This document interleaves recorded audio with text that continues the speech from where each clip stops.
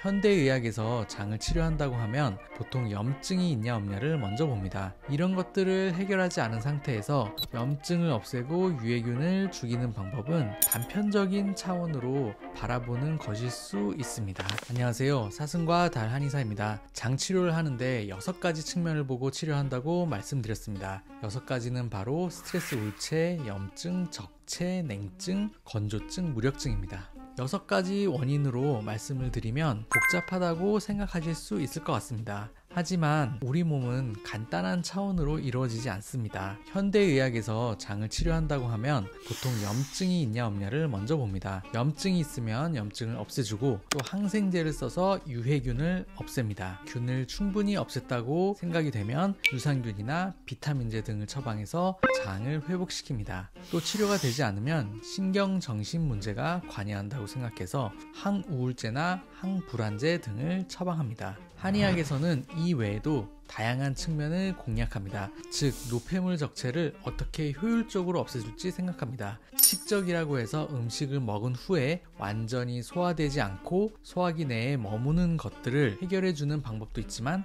오랜 기간 노폐물이 쌓여 적치가 된 것들을 없애주는 방법도 있습니다. 담적, 혈적, 냉적이 그것인데요. 이런 것들을 효과적으로 제거하지 않으면 만성 소화기 문제가 해결되지 않습니다. 그 외에도 냉증이 심해서 만성 소화불량이 오는 경우가 굉장히 많습니다. 냉증을 없애는 약은 현대의학에는 없죠. 몸을 따뜻하게 해준다고 하면 핫팩이나 고주파나 열을 일시적으로 넣어주는 방법밖에는 없습니다. 이런 부분을 해결해 줄 수 있는 것은 한의 치료밖에는 없는 것 같습니다. 사상체질 중에 하나인 소음인들은 어김없이 이 이유로 위장의 기능이 약화됩니다.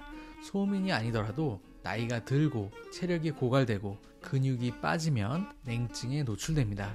또 건조증 같은 경우도 현대의학에서는 별로 대단치 않게 생각합니다. 장벽이 얇아지고 장내 미생물이 고갈되는 것들을 해결해 줄 수 있는 방법이 별로 없죠. 최근에서야 유산균이라든지 비타민 등을 일부 처방하기도 하지만 처방에도 한계가 있고 치료에 적극 활용하는 느낌은 별로 없는 것 같습니다. 한의학에서는 내 몸이 건조해지는 것, 입이 마르고 피부가 건조해지고 소화액도 나오지 않고 머리카락도 빠지고 이런 일련의 건조증이 어느 장부에서만 나타나는 것이 아니라 몸 전체적으로 나타나는 것이라 생각합니다. 이런 건조증은 땀이나 소변과도 연관됩니다. 땀나는 것을 줄여 건조증을 없애고 심장이나 간장의 열을 없애 건조증을 없애는 원리를 한의학에서 찾을 수 있습니다. 무력증은 특히 한의학에서 해결해 줄 수 있는 좋은 방법이 많습니다. 힘이 없다, 위장이 움직이지 않는다, 밥맛이 없다, 이런 것들은 한의 치료를 통해 개선을 시킬 수 있습니다.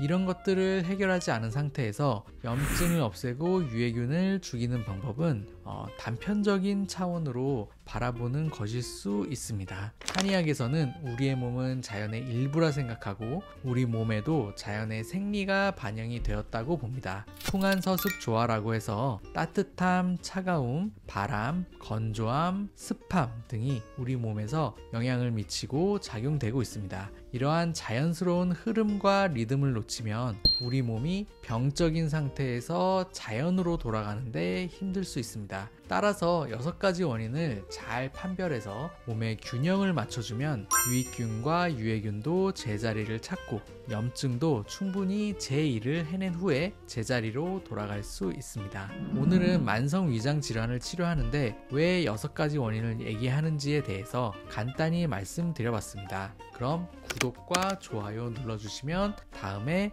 더 좋은 영상으로 찾아뵙겠습니다.